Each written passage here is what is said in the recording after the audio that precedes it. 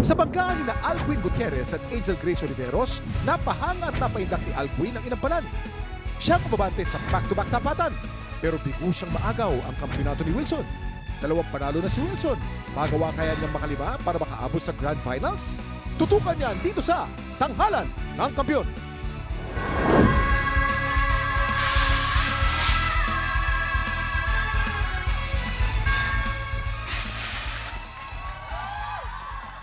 Di ba?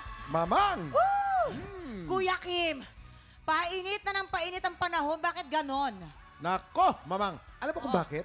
Meron tayong tinatawag na easterlies, yung hanging silanganin na nanggagaling sa Pacific Ocean at yan ang nagdadala ng mainit na panahon at yan din ang nagdadala ng maulap na panahon paminsan-minsan. Mainit na ba sa inyo? Mainit! Alam mo ba, ang pinakamainit na panahon na nagkaroon ng Pilipinas noong 1969, umabot ng 42.2 degrees Celsius Oh my God! sa Tuguegarao. Grabe, malakainit nun. Saan nyo ngayon sa lugar niya mainit na? Sobra? Painit ng painit dahil yung tanghalan ng kampiyon talagang Oo. painit na painit ang laban Sa dito. amin naman Mamang. nag-text yung kapatid ko. Ano sabi, Baha Mama? sa amin ngayon sa Antipolo. Baha. Baha. Naipon yung mga order ko, yung mga add to cart. Andun, daim. Yung mga add to cart, bumaha ng add to cart sa pinto. Grabe talaga. Ang init ko kasi umorder. Yeah. Grabe talaga ako, Kuya Kim. Pero, eto, pagkatag-araw, di ba? Maraming mga nakukuha sakit. Ano yan? Para yung mga nanonood natin, ano ba yung mga dapat na Ang mga sakit na abangan po natin ngayon, tigdas, Tigdas. beke, Beke. bungang araw. Beke. Nabeke ka ba ng bata ka? Nabeke ako. Dati nung bata tayo, naglalagay tayo ng Jobus, di ba? Tina. Hindi ba Jobus yun? Tina na may suka. Oh, kulay blue. O, Jobus, pang paano yun? Pang pakulay ng mga damit yun. Hindi ba Jobus yun? Tina, huwag mo nang...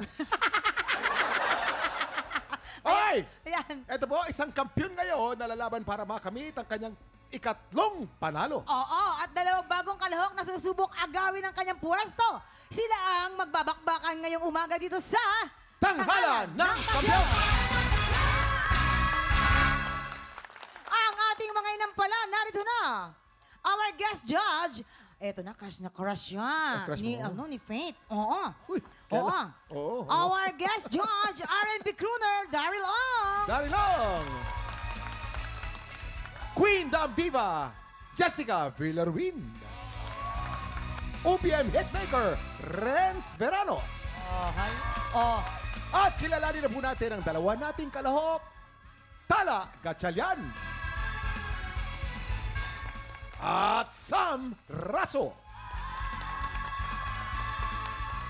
Silang sasabak sa Unang Banggan.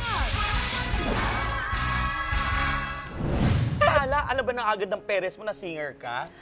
Yung mami ko po, siya po yung nakadiscover ng pagkanta ko po. Ay, talaga? Di Kamusta? po, Yes. di po ako naniniwala na marunong ako. Nung narinig niya lang po ako, siya po yung nagsabi. Agad-agad sabi, singer ka, gano'n. Opo, sabi, pinapagawa niya po ako lagi sa karaoke. Kantay mo, Sarah Ronald.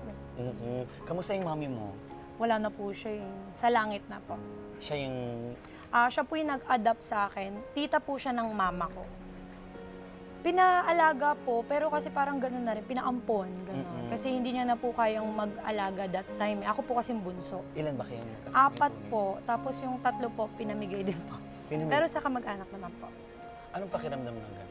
Na pinamigay ka ng iyong nanay? Nung bata po ako, syempre, wala po ako nafe-feel. Kasi masaya naman po ako sa mga nag-alaga po sa akin. Pero nung tumatanda po ako, doon ko po nare-realize na parang iba pala kapag mama mo yung, alam mo yun, na iba pa rin po kasi pag mama, bukod sa po sa tita. Syempre, yung mga tita ko po, Yes. may mga anak na po sila. Pero hindi ko naman po naramdaman po yun. Kasi nung nabubuhay po yung mami ko, talagang sa akin po siya tutok. Ang ganda ng pagpapalaki sa'yo ng iyong stepmom. Tala Gatchalian ng Quezon City. Grabe naman si Tala. Tala. Ang ganda ng pangalan, Mamang. True. Tala. Kakaiba siya. Tinagalog lang eh. One day, you will be a star. Tala. Sige. Ito, alamin naman natin, Kuya Kim. Ano kaya ang masasabi ng ating inampalan? Grabe, yung boses mo, bagay na bagay yung pangalan mo, Tala. Boses ng star. Ang linaw-linaw ng boses mo, ang kapal ng boses mo. May tanong lang ako sa'yo. Dinanas mo na ba yung isang linggong pag-ibig? Opo, pero hindi po niya ako iniwan. May baby na kami dalawa. So, sa isang linggo. Ako kasi 3 weeks eh, ganun. Tapos wala na. Oh, buti ka pa, hindi ka iniwan. Di ba? I mean, Congrats. Pero hindi. May mga parts na halatang nag-iisip ka or conscious ka na parang ingat ka na masapul yung tono. Which is, siguro as time goes on sa pag-perform mo, mawawala rin siya, hopefully, na parang magmumukhang natural lang lumalabas yung mga skala na ginagawa mo. Yun lang. Pero other than that, ang galing mo. Medyo nakulangan lang ako sa emotion. Kasi parang, kay bilis ng iyong pagdating. Parang yung feeling ng song, medyo nakulangan lang ako. But overall, maganda pa din yung performance mo. I love it. Tala, wala sa itsura mo yung boses mo.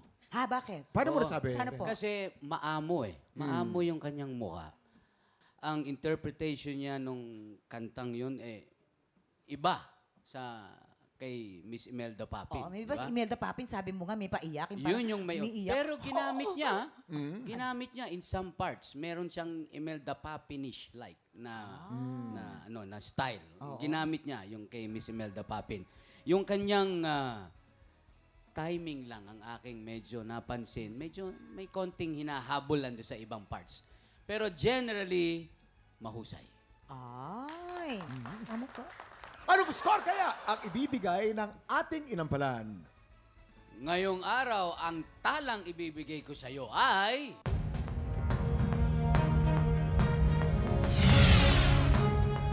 Four stars ang binigay ni Renz. Hindi talanganin ang binigay na score. Oo, di ba? Hmm. And ayan, Jessica? Tala, ang stars na ibibigay ko sa'yo today ay... chill na ako ha. 4 stars! Ibibitin muna natin kung ano ang score ni Daryl. Sa ngayon, kilalanin na natin ang ating pangalawang kalahok, Sam Raso. Pa ikaw meron kang kakambal. Yes. Gaano kayo ka-close? Super close kami. Nung bata pa kami, first love talaga namin yung singing. And then, nung high school kami, sumasali kami sa mga dance contest. Kumbaga, yung hindi na-expose yung pagkanta namin. Tapos more on dance na lang kami nung high school. After nag-graduate kami ng high school, doon na kami kumakanta talaga. Talaga? Anong mga, saan contest yan? Ano lang po, nagja-jamming lang kami nung high school kami. Tapos sa mga barangay po, kumakanta kami. Good luck. Galingan mo at Thank you. naniniwala ako sa'yo. Maraming salamat, Sam! Sam Raso from Muntinlupa. Grabe ka, ha? Mamang, na-nostalgia ko. Huwag kang nang ano. Ba't galit ka, Mamang? Bakit? Hindi, kasi favorite ko yung yung air supply. Favorite ko yan. Alam Ano natin. kaya ang masasabi ng ating inampalan? Maganda yung kanyang interpretation ng air supply, kalmadong. Ayan. Yun ang nagustuhan ko sa kanya. Madalas kasi, pag kinakanta yung air supply, yung mga nag-i-interpret niyan, namimilipit na. Hindi over ang iyong mga kulot. Maganda. Meron lang ako napansin, pero minor lang. Meron lang sumablay lang na isa lang. Mahusay. Tamo. Thank you po. Ang galing mo, consistent yung high note. Siguro ako lang, ang mako-comment ko lang is yung dynamics lang. Parang for me lang. I don't know if I'm right, pero parang may parte na parang pantay-pantay yung volume. So siguro parang sa isang pelikula, medyo patakamin mo muna kami sa umpisa, tapos doon mo ibuhos lahat sa dulo. Yun lang naman. Pero ang galing mo and congrats. Sa akin naman, medyo hindi ka, yung stage presence, yung parang hindi ka masyado confident. Yun lang yung sa akin sa'yo. Pero ang effortless ng vocal range super wide, ang taas ng boses mo, effortless when you hit those high notes. Parang nakaganon ka, tapos nakasmile ka lang. Good job doon, gustong-gusto ko yun. So, congratulations. Diba? Thank you po. Confidence. Anong score kaya ang ibibigay ng ating inampalan? Sam, ang ibinigay ko sa yung score o tala o star ngayong araw ay...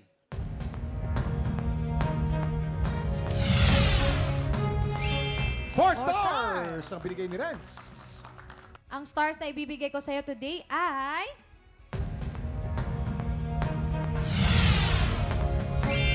Four stars ang binigay ni Jessica. Kinakabahan ka ba, Sam?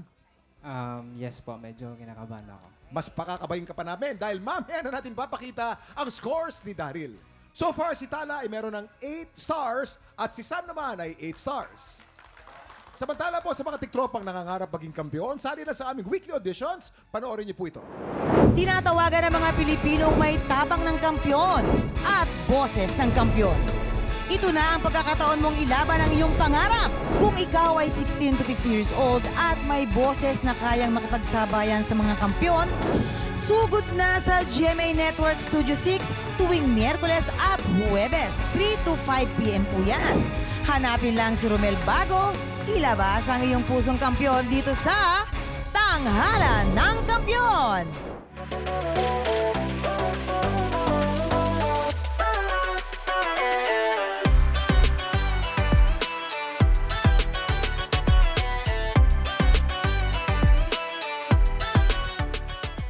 Tiktropa! Pinanood mo hanggang sa dulo itong video na to? Very good ka! For more happy time, watch more TikTok Clock videos on our official social media pages and subscribe to GMA Network official YouTube channel.